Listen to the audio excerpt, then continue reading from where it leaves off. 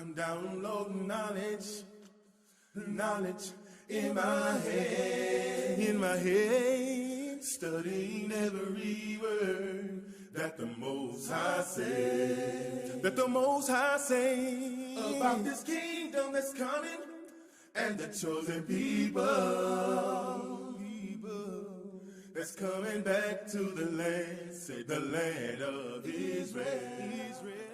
Those that are single, the unmarried, the widows, it's good for them if they abide as myself and don't deal physically with the opposite sex, right? But for those who can't contain, let them marry, all right? And, again, this is bringing, so we can get that foundational understanding and cover every base on this. So we've covered, no one has to marry. It isn't a commandment to marry, but we do need to deal in order. Like and I tell you, things were different then. It was a different space and time. Like you weren't driving up and down the street and couldn't drive for 2 seconds without seeing a billboard with some thongs or something, or everybody in yoga pants and everything going on, seeing everything that everybody has. Like it wasn't like that then, So what I'm getting at is, and I'm not picking on women, because men too, everybody, but what I'm saying is there wasn't the temptation.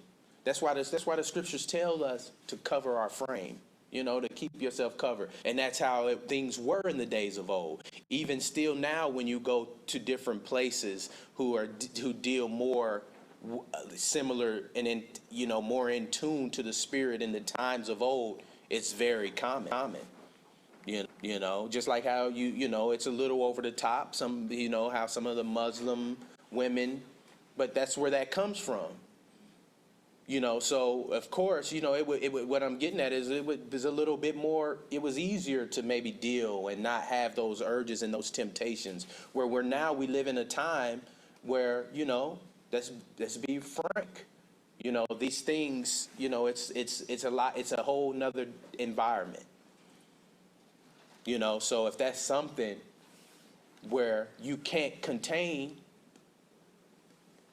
look to move in an orderly fashion so you can find you a wife or a husband. That's what the scripture's saying. Right? Because most of us ain't going to be able to deal like Paul and say, I'm okay. So if you're not okay, that, just like you need a job. You're going to start figuring out, working, we looking to be righteous and do these things like, man, I need a wife. Not I need to go out to the club and see who I can meet. I need to find me a wife for myself. Find your wife, find yourself, your husband. Don't that sound good? All right, let's get,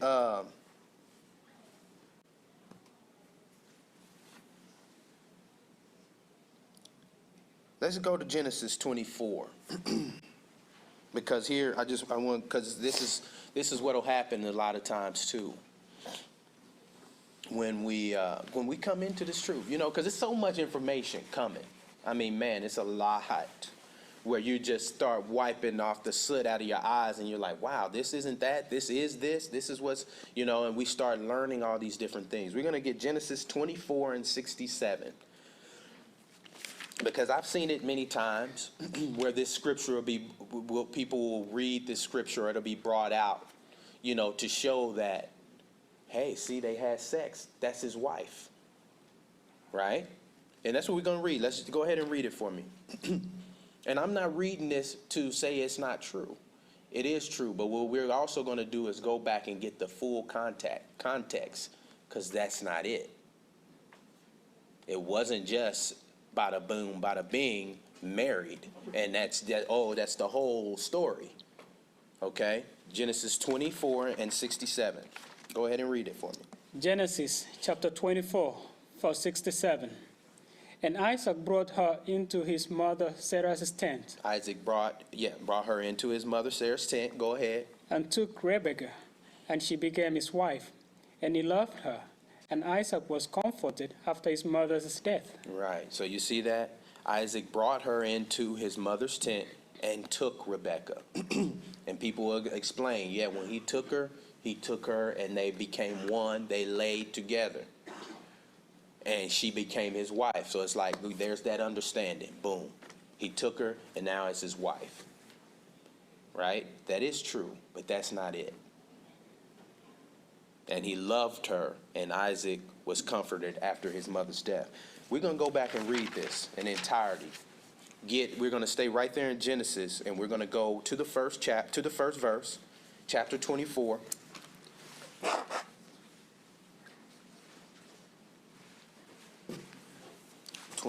and 1.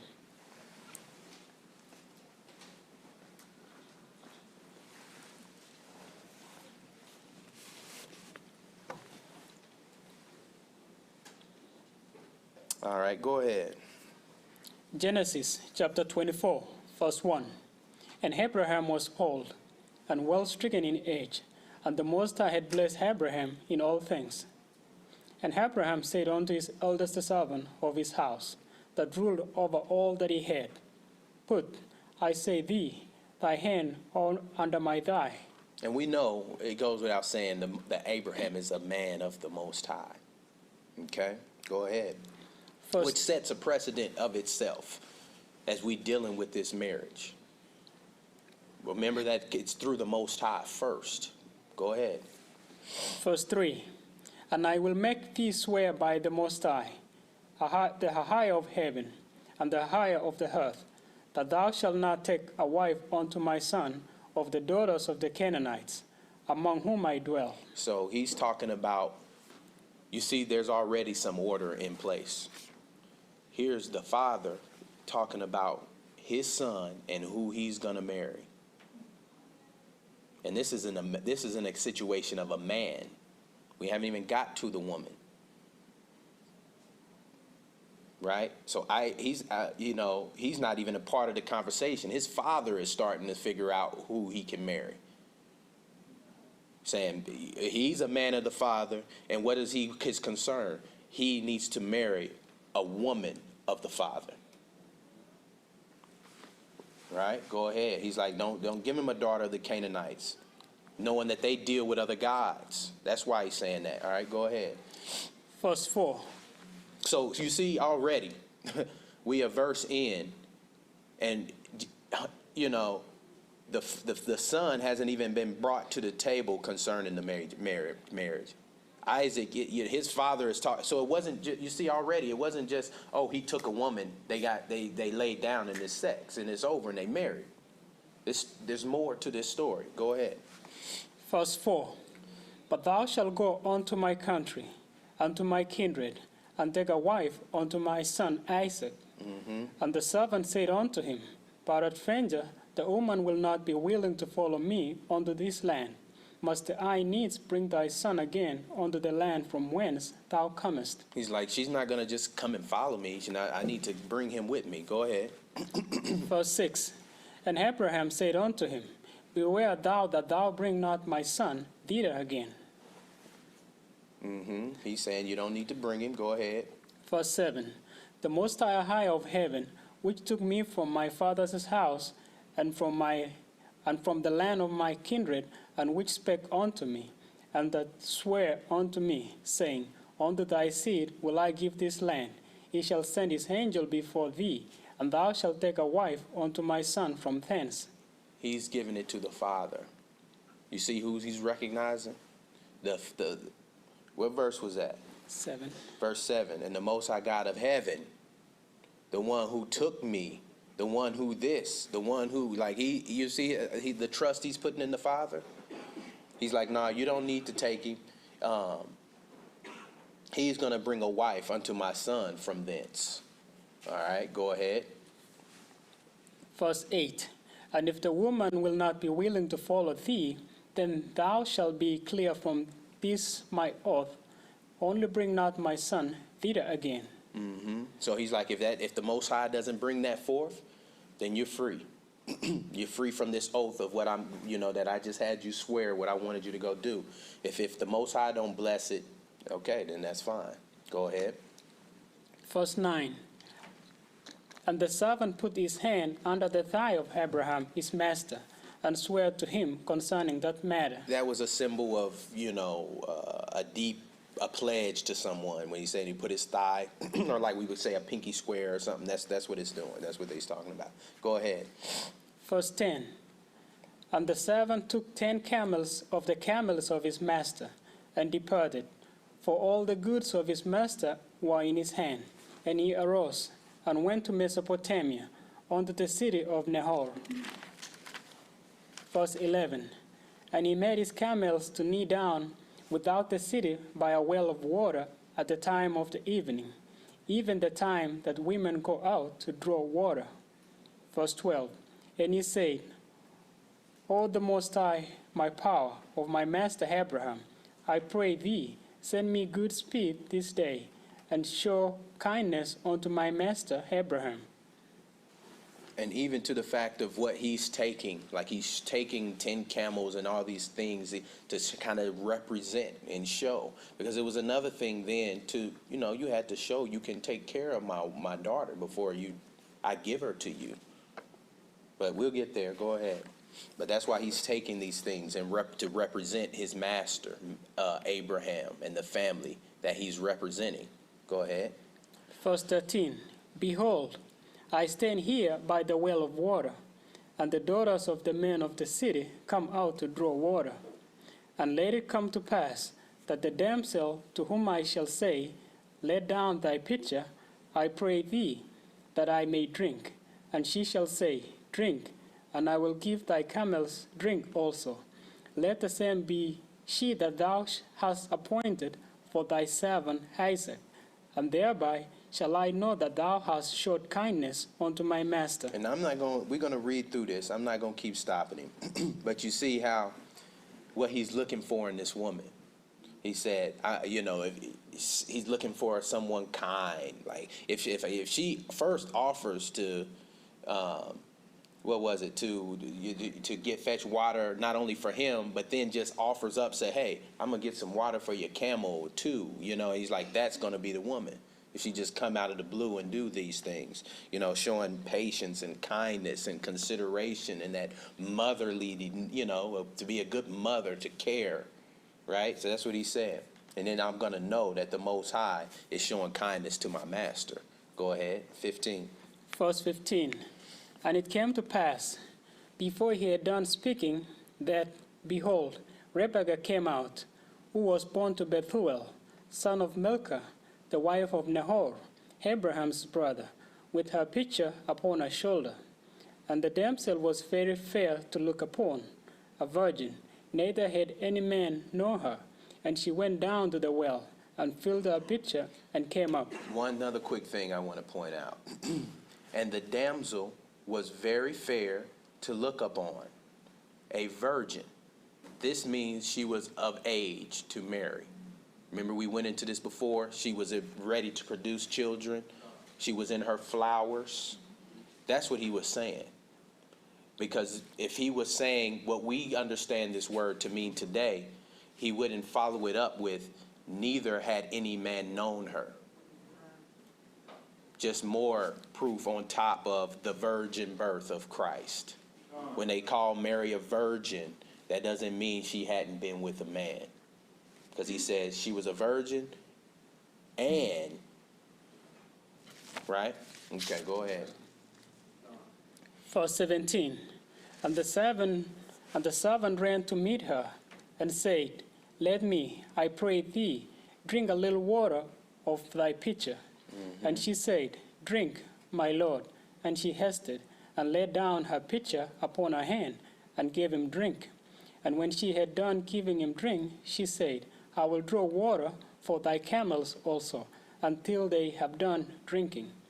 And she hasted, and emptied her pitcher into the trough, and ran again unto the well to draw water, and drew for all his camels. And the man wondering at her held his peace, to wit, whether the Most High had made his journey prosperous or not. You see everything going into this marriage? We're not even through it. Go ahead. Verse 22.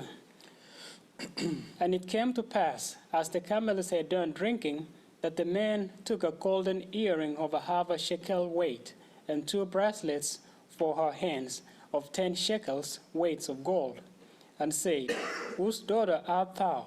Tell me, I pray thee, is there room in thy father's house for us to lodge in? And she said unto him, I am the daughter of Bethuel, the son of Milcah, which she bare unto Nahor. She said moreover unto him, We have both straw and provender enough, and room to lodge in. And the man bowed down his head and worshipped the Most High. And he said, Blessed be the Most High, higher of my master Abraham, who had not left destitute my master of his mercy and his truth. I being in the way, the Most High led me to this house of my master's brethren. And the damsel ran and told them of her mother's house these things. Keep continuing. Yeah, continue. Verse 29. And Rebekah had a brother, and his name was Laban. And Laban ran out unto the man, unto the well. And it came to pass, when he saw the earring and bracelets upon his sister's hands, and when he had heard the words of Rebekah his sister, saying, Thus spake the man unto me, that he came unto the man, and behold, he stood by the camels at the well. And he said, Come in, thou blessed of the Most High. Wherefore standest thou without? For I have prepared the house and room for the camels. So you see, even the way she's dealing in a level of order, she goes back to her home and gets her brother, to come and speak, and come and deal with the situation. There's this guy, there's this going on, and she comes and brings her brother, right? Go ahead. Verse 32. And the man came. So I'm sure, though, you guys are starting to see that Isaac and Rebekah didn't just meet up in a tent and just, it wasn't that simple. Look at all this going on. Beckoning first to the father, starting with Abraham.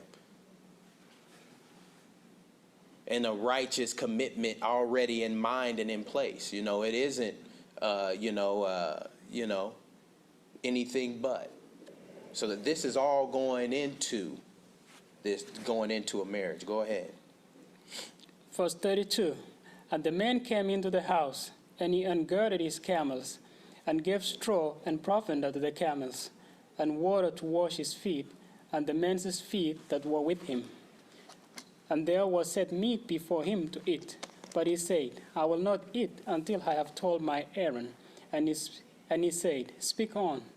And he said, I am Abraham's servant, and the Most High had blessed my master greatly, and he is become great, and he had given him flocks, and herds, and silver, and gold, and men servants, and maid servants, and camels, and asses.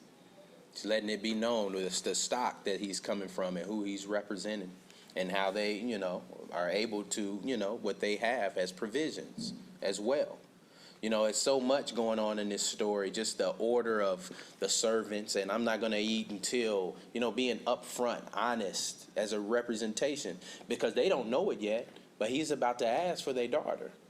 But all of these things are coming into play, of course, to them, their response, which, of course, we know, we already read the end, they're going to give their daughter to be married. But, the head of her is going to okay and allow that hedge to be, and feel comfortable to say, I agree with this commitment, this marriage, this arrangement. I feel okay with that. Go ahead. Verse 36. And Sarah, my master's wife, bare a son to my master when she was old, and unto him hath he given all that he hath. And my master made me swear, saying, Thou shalt not take a wife to my son of the daughters of the Canaanites, in whose land I dwell. But thou shalt go unto my father's house, and to my kindred, and take a wife unto my son. And I said unto my master, Peradventure the woman will not follow me. And he said unto me, The Most High, before whom I walk, will send his angel with thee, and prosper thy way. And thou shalt take a wife for my son of my kindred and of my father's house. Then shalt thou be clear from this my oath. When thou comest to my kindred, and if they give not thee one, thou shalt be clear from my oath. Go ahead. Verse 42. And I came this day unto the well, and said, O the Most High, my power, of my master Abraham, if now thou do prosper my way which I go. Behold, I stand by the well of water, and it shall come to pass that when the virgin cometh forth to draw water, and I say to her, Give me, I pray thee, a little water of thy pitcher to drink. And she said to me, Both drink thou, and I will also draw for thy camels. Let the same be the woman whom the Most High had appointed out for my master's son. Verse 45. And before I had done speaking in mine heart, behold, Rebekah came forth with her pitcher on her shoulder, and she went down unto the well and drew water. And I said unto her, Let me drink, I pray thee. Verse 46. And she made haste, and laid down her pitcher from her shoulder, and said, Drink, and I will give thy camels drink also. So I drank, and she made the camels drink also. Verse 47. And I asked her, and said, Whose daughter art thou? And she said, The daughter of Bethuel, Nahor's son, whom Milcah bare unto him. And I put the earring upon her face, and the bracelets upon her hands. So you see, he's running down and on total respect and honor to her, everything that took place in their absence. And what you're seeing right now is the heads or the covering of this woman and this man coming together to help, pull together a righteous union. And it's similar to, like a lot of the righteous things and different things we see happen amongst other nations today who still hold together some level of culture of times of old. Understand these things originated from us. The quote unquote arranged marriage. We're not talking about something over the top, crazy, forced marriage, nothing like that. But concerning the father, like what we have to understand, and it's something we far from as men, we are a covering and a hedge to our women. We are a covering and a hedge to them. And I know it seems far-fetched now because they've put this whole situation of liberation and a woman just need to go free and do. That isn't a love and protective zone or a situation. That's why when we go to 1 Corinthians, it shows the order of the Most High, Christ, the man and the woman, and us being that covering of protection. It's not a thing where, we have a responsibility not only to our women, but even as we look to court our women, to hold them their honor intact. And I know it's so far from what we have grown and were born into. That act right now is like going to get the mail every day. You know what I mean? And it's what people are just pursuing. It's like that's the reason for everything. I mean, it's just again another way to just look at where we are today versus what the Most High says, and whether we want it or not, where we're returning to. Because just understand the destruction and things we see are due to this high level of sin that we're living in. The Most High is done with it. That's why judgment is coming. And whether people want to push against it or not, the Most High's word is true. It will be done away with, and there will be a righteous kingdom. You know what I'm saying? And so, thank you. It is right. And so as we understand, as we go, not to, it's as weird as ever. I mean, I know I may be over exaggerating this because I know we all understand these things, but, it's just so far from what we see today. But it is righteous. It's righteous. And us as men, we are to be that covering to our daughters, to our sisters, to, across the board. And it's okay, women. Don't let somebody make you think, or television shows, movies, people, and everything, make you feel like because you allow a righteous covering that you weak or you don't need it, and all of these different things going on. Because I'm going to tell you, it's even more than just physical covering. It's more so a spiritual hedge. And let me speak on it while I'm on it. Men, we build that fence. Understand, if we don't have a hedge around our families, it's true. It's like you leaving the gate open to allow whatever to deal. We got to do it first. I don't want to get off the topic of what we're dealing with, but while we there, it starts with us, men. Building hedges around our families, around our wives, around our daughters, around our sisters, whatever it is. We don't understand that a position we have as men. Go ahead. Verse 48. And I bowed down my head and worshipped the Most High, and blessed the Most High power of my master Abraham, which had led me in the right way to take my master's brother's daughter unto his son. And now if ye will deal kindly and truly with my master, tell me, and if not, tell me, that I may turn to the right hand or to the left.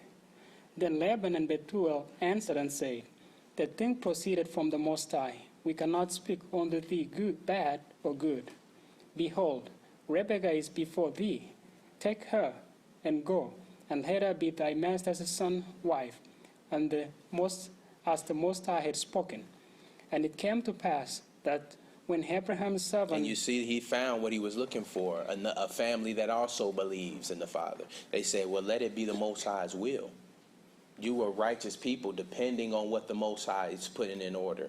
You went to the well and spoke between you and the Father, if this is what I would know, that you're sending me this woman. He's like, well, hey, man, if that's what just happened, so you see, they dealing with the Father. In agreement of the same understanding. They said, you sound like a righteous man that I feel, and understand, this isn't a woman that they don't care about. And it's like, oh yeah, give me 15 shekels, leave it right here, and it don't matter, they love their sister. They like, and daughter. And they like, we trust you with this woman. You this, the Most High, this and that. Oh, and we know Abraham. We understand, Go ahead. So again, this is more than just a tent situation. Go ahead. Verse 52. And it came to pass that when Abraham's servant had heard their words, he worshipped the Most High, bowing himself to the earth. And the servant brought forth jewels of silver, and jewels of gold, and raiment, and gave them to Rebekah. He gave also to her brother and to her mother precious things. And they did eat and drink, he and the men that were with him.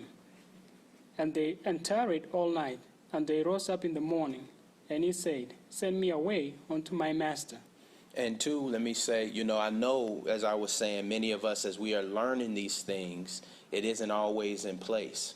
But for those of us, especially in particular amongst us and amongst the body and amongst understanding, that is where myself, an elder, comes into place to help. And I can go into that too, where the scripture shows that elder is to help and oversee and to help be a covering for those who don't have a covering, whether it's, whatever the case, no father, or someone who doesn't understand or whatever. Because most of us don't understand that and are fine with, the goings-ons and the interminglings of what's expected in this world. Go ahead. Verse 55. It's okay. It's okay to say, hey, this is the situation I'm looking at. This is what I'm dealing. I want to start a courting, a courting situation or a dating, or I'm looking at, pursuing something with this person. Go ahead. Verse 55. And her brother and her mother said, let the damsel abide with us a few days, at the least 10. After that she shall go. And he said unto them, hinder me not, seeing that the Most High had prospered my way. Send me away that I may go to my master. And they said, we will call the damsel and inquire at her mouth. And they called Rebekah and said unto her, wilt thou go with this man? And she said, I will go. Verse 59. And they sent away Rebekah their sister, and her nurse, and Abraham's servant, and his men. And they blessed Rebekah, and said unto her, thou art our sister, be thou the mother of thousands of millions, and let thy seed possess the gate of those which hate them. And Rebekah arose, and her damsels, and they rode upon the camels, and followed the man. And the servant took Rebekah, and went his way. And Isaac came from the way of the well Lahairoi, for he dwelled in the south country. And Isaac went out to meditate in the field at the eventide. And he lifted up his eyes, and saw, and behold, the camels were coming. And Rebekah lifted up her eyes, and when she saw Isaac, she lighted off the camel. See, I see how much what all went into this. Isaac understanding and knowing these things, all this whole, that everything that transpired. Many times it's just read that, she got off the camel and ran to him and went into the tent with him, and they just got, did what they did. It was more, a lot more. And even who knows the amount of time span, when you spread this story out. He spent time and days there with her family. Go ahead. Verse 65. For she had said unto the servant, what man is this that walketh in the field to meet us? And the servant had said, it's my master. Therefore she took a veil and covered herself. And the servant told Isaac all things that he had done. And Isaac brought her into his mother Sarah's tent, and took Rebekah, and she became his wife. And he loved her, and Isaac was comforted after his mother's death. Okay. Yeah, so we know that, of course, that is the consummation of... okay. That is the consummation of a marriage, but it isn't just, that isn't the marriage, what it just entails alone, and that's it, right? And the order, the obedience that comes in with it. You see, again, too, it wasn't a thing where Abraham's master went straight to this girl at the well and said, hey, man, you the one. This is what, I'm coming to get you.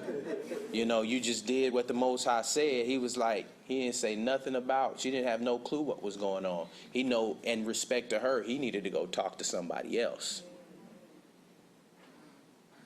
And he's like, okay, before I do anything, let me tell you, brother, why I'm here. So-and-so happened, and I was waiting for the right woman for this to happen through the Most High, and that's what your sister did.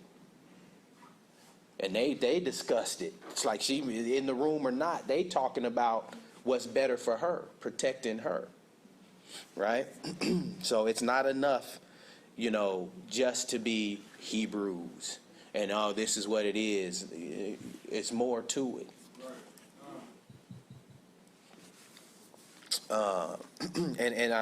It isn't a private thing,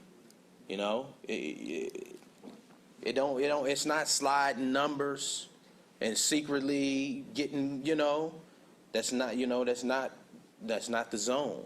That's not what we want to be doing amongst each other, trying to slide, get at people and all these different things. If somebody truly has an interest to look to marry and take a wife because they can't quell that, do things in order, because also you're setting down the foundation and the pathwork of your relation and the stability of it and what you're about to embark upon and build as a marriage.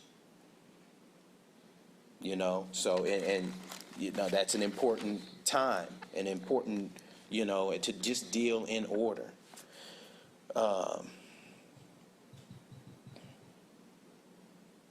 You know, and at the end of the day, if the intentions are good on either and both sides, that won't be a problem. If you run into someone who's not okay with that, that should spin a couple wheels, you know? We're talking about order, right?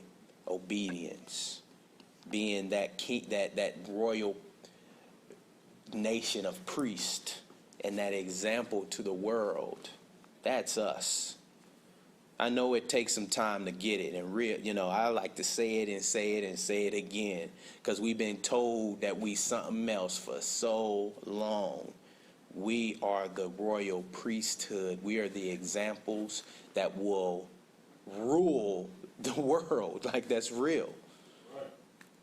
We got to do what's right. We got to deal in order and be an example to everyone else, not just follow what everybody's doing. Okay? So, again, that's okay. Bring those things forward when it's time to begin a courtship. Get some guidance, get some help. If you got questions, so that things can go out in that fashion. Let's read, 2 Corinthians. I just want to read a couple more scriptures.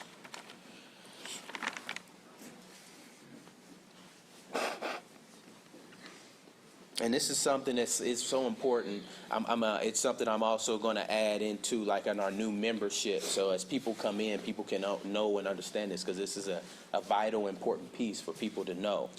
Because we don't know. Many times we just don't know. So we're going to 2 Corinthians 6, and we'll start at 14. Some of the, things to know and understand when looking to approach or deal with courting or choosing a mate, right? Go ahead and read that. 2 Corinthians 6, start at verse 14. 2 Corinthians chapter 6, verse 14. Be ye not unequally yoked together with unbelievers? For what fellowship hath righteousness with unrighteousness? Okay. And what communion hath light with darkness? Be not unequally yoked with unbelievers. Right? And when this is talking about that yoke, it's like a parable being used when you deal with, like, that the large, you guys familiar with what a yoke is, what it's talking about? Like when you bind two cows together to work and plow the field. If you got a huge ox and then a smaller one, and one, or a faster one and a slower one, and one is kind of moving at a different rate than the other, it's going to bind the other. That beam that holds them together, and now he's cocked to the side, can't move. They're not going to function. They're not going to be able to work together if they unevenly yoked. And it's talking about an unbeliever. You could be putting yourself in a position right out the gate. Look to be evenly yoked. Right? Go ahead. Verse 15. And what accord had Yeshua with Belial? Or what part had he that believeth with an infidel? Verse 16. And what agreement had the temple of Ahiah with idols? It becomes difficult too. Because especially even coming into this truth with us who are married, it's difficult. If you have the opportunity to go into something with this truth, apply the Most High's wisdom. Apply his wisdom. Go ahead. For ye are the temple of the living God. As God had said, I will dwell in them and walk in them, and I will be their God, and they shall be my people. Okay. Get Amos 3:3.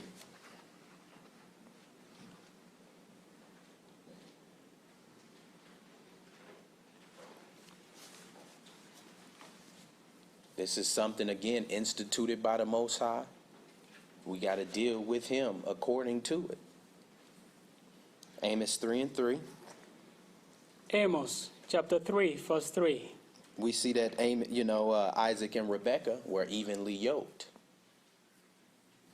Go ahead. Can two walk together except they be agreed? Simple. That's just a precept off of the evenly yoked. You know, and I'll just speak on even that. And as I kind of talked about us coming, you know, into the truth, married, and some, you know, your spirit speaking to others quicker than the other, you know, and it can two walk together unless they agree. Another thing I notice is people, you know, we got to communicate. I don't want to change the subject too much, but I mean, it's still dealing in the fabric and zone of marriage. And we see working together. Yoked. How can two go somewhere, walk together, unless they agree? If me and him don't agree that we're gonna pick up this table that's too heavy for, I mean, how? It's simple. And the communication and talking and learning to agree and tackling the difficult situations that we deal with in life as being married. Because understand, it ain't easy. You're becoming one. It becomes not just physically, spiritually, mentally, everything in your movements and operating. You're one. The difficult conversations, we can't always just pass them up. Like, man, I don't want to talk about that. It's gonna be tough. He gonna be like this. Soon as she gonna. We gotta work on those things in order to find and get to that agreement and compromise. Yes, sister. That's like one of the things me and my sister have go through is like when I want to talk about something, he doesn't want to talk about it. Or like when it comes to the house, he's like, well, when are we supposed to do the house? But I understand that, but sometimes I'm like, well, we need to do this together just to get it done. And I don't think that he's understanding about that sometimes. And you know, that's the reason I wanted to say something about it, because it's so common. It's common. It's so common. Because we don't, man, like, do y'all realize what's happening to us? Like, I don't know. It's like we're being just pulled up out of the soil and ripped up and being replanted. Like, we are becoming a nation in front of our own eyes. Like, we're having to learn everything. We having to be totally brainwashed, literally cleaning our brain from all that mess and like becoming a nation like from scratch. Like, and you guys are doing it. Like, we doing that. You're literally doing it. It's tough, man. And that's why I touched on the communication and talking and working and walking it out, compromising amongst, especially as families. That's where it starts. If we're talking about a nation, it's comprised of marriages and families. Like, that's what makes it. And so what I'm saying is, if we can't understand that piece, the importance of marriage and how to make it work, how do we get to nation? We got to get to family by family by family by family by family first. Like, if we don't understand that, we can't just jump to the large part. We a nation, Hebrews, boom, boom, boom. Like, it, you know what I'm saying? We got to start with one-on-one. Why this? Even the same thing with dealing with brother to brother, sister to sister, sister to brother, and however, dealing with each other properly and correctly. That's where it starts.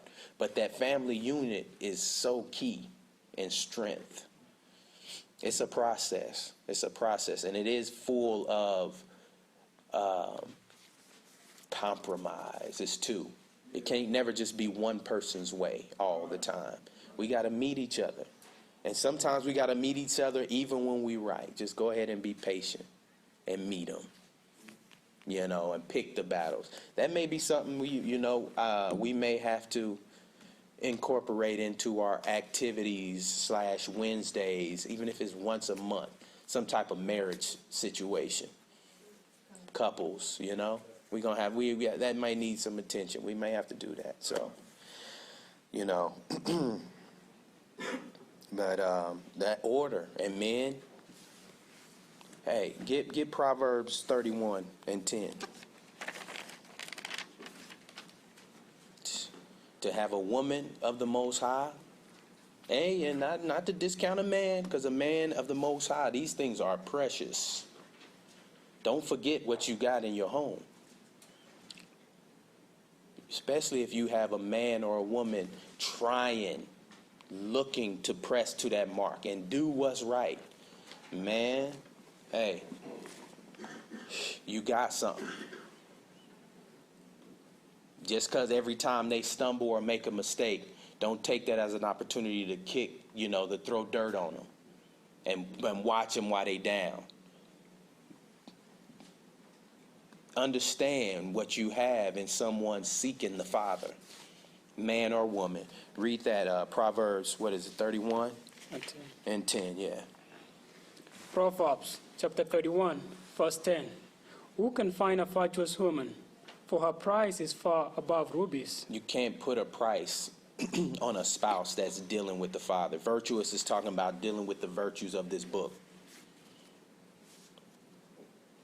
Be patient with each other. We all gonna make mistakes. You have someone looking to press to the mark, just press with them. Meet each other in between and work together. So it's time to return to righteousness, y'all. So I hope that this made some sense and brought some clarity. And then we'll look at adding some of these things, the couples. I'm glad that came out, because that's something we need to do. An occasional couples thing. We may even start setting up some couple outings and stuff. Yeah. So all praises to the Father, Ahaya by Hashem Yeshaya, and hopefully through the Spirit of the Most High some understanding was received today. With that, we'll say shalom.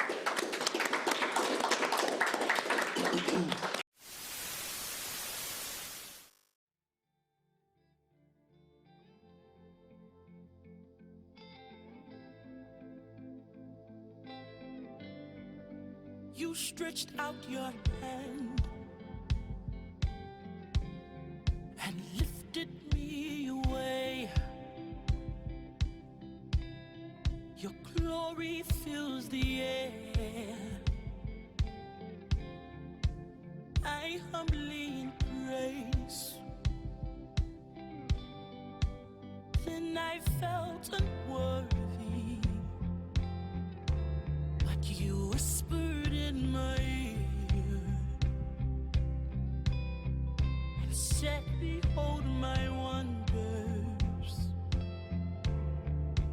Cast down all your fear. I see the lightning in your eyes.